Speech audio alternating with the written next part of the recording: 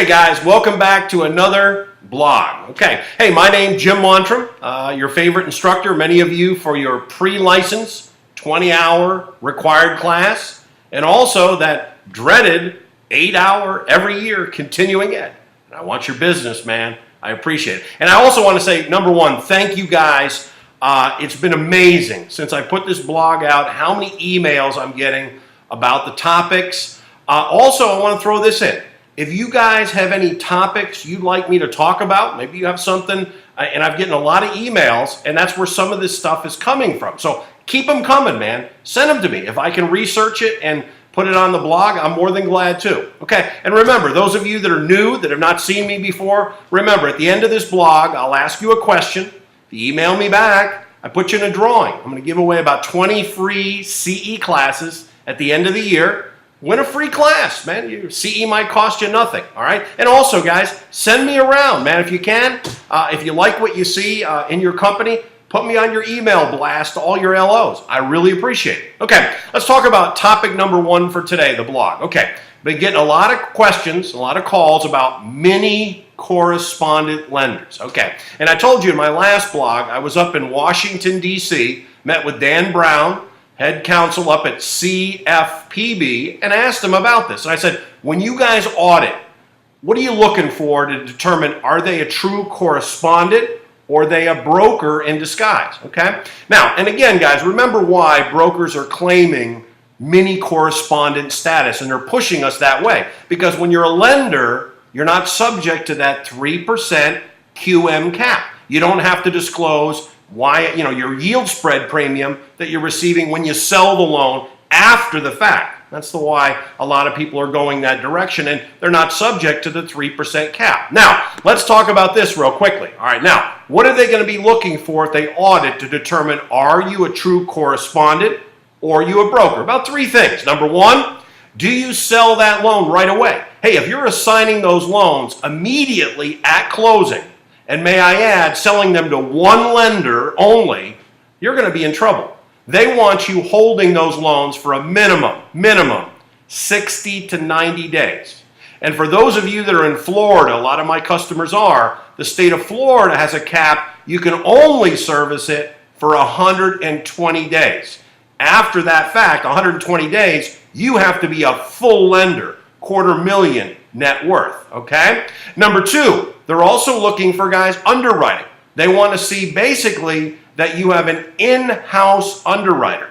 And may I add, the underwriter is not employed by the lender. They're employed by you, the mini correspondent, all right? Those are some of the things, guys, they're going to be looking for when they do audits to determine broker, basically in disguise, or true mini correspondent, okay? Okay, guys, topic number two I want to talk to you about. Now, most of us right now, we're real preoccupied with the August 1 rollout of the new, basically, good faith. We're going to be replacing that with the loan estimate, and then the closing disclosure, replacing the HUD 1. That's on our radar right now. But let's talk about another one that's probably not on your radar, but I think you're going to be seeing this. Now, back in 2012, CFPB put out a bulletin, and basically what it's saying is, you are now responsible, everyone, for the actions or inactions of third-party providers that you pick. In other words, credit reports, pest control companies, survey companies. When you're passing on consumers' private information, you are responsible for looking at their policies for protecting it. Now, the one I think you're going to see a change on, guys, that's coming up in the next year to 2 years. Here's Jim's crystal ball talking to you. Let's go back to 09. In 09, remember, we lost the right as brokers where to pick the appraiser. Basically, HUD and Fannie Mae said, hey, brokers, you're using too much persuasion, too much coercion. We're going to take that right away from you. And they created these things called appraisal management companies to take that away from us. And the banks, the major lenders, figured out real quickly, we're going to start our own appraisal management companies to have control over this appraisal process and make a ton of money jacking up the price of appraisals and lowballing the appraisers, all right? Well, guys, this bulletin that CFPB has put out, they are starting to look at enforcing it. And I think here is the big change in the next 12 months you're going to see with closing agents, title companies, all right?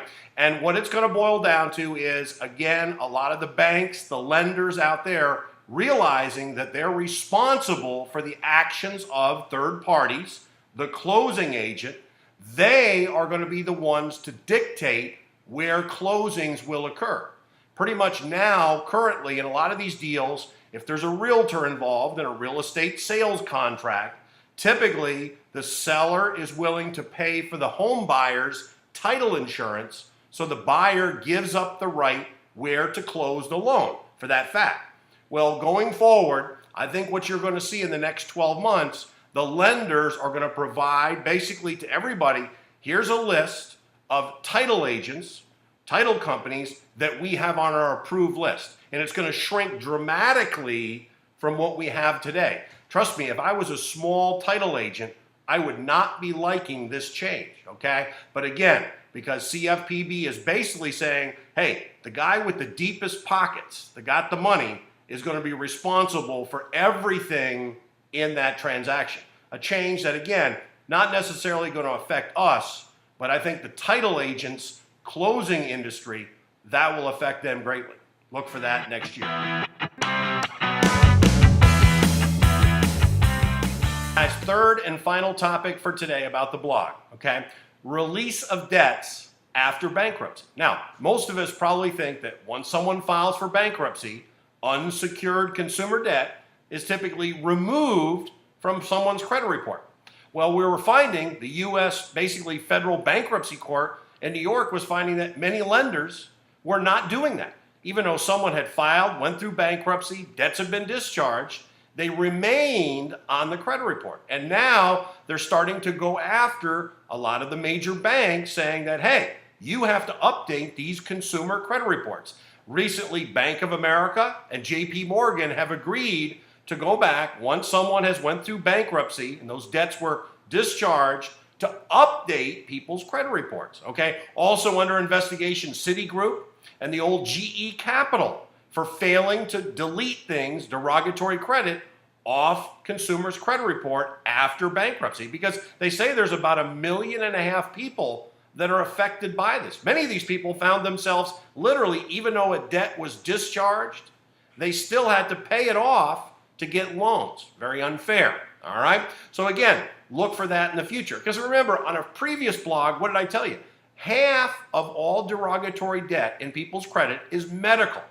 And just recently, the federal government reached an agreement with the credit bureaus, Experian, Equifax, and TransUnion, that once a medical debt is reported to a credit reporting agency, it will be 180 days before it goes on the report. Because again, many times these insurance companies were slow paying the bills and it affected consumers in a negative manner.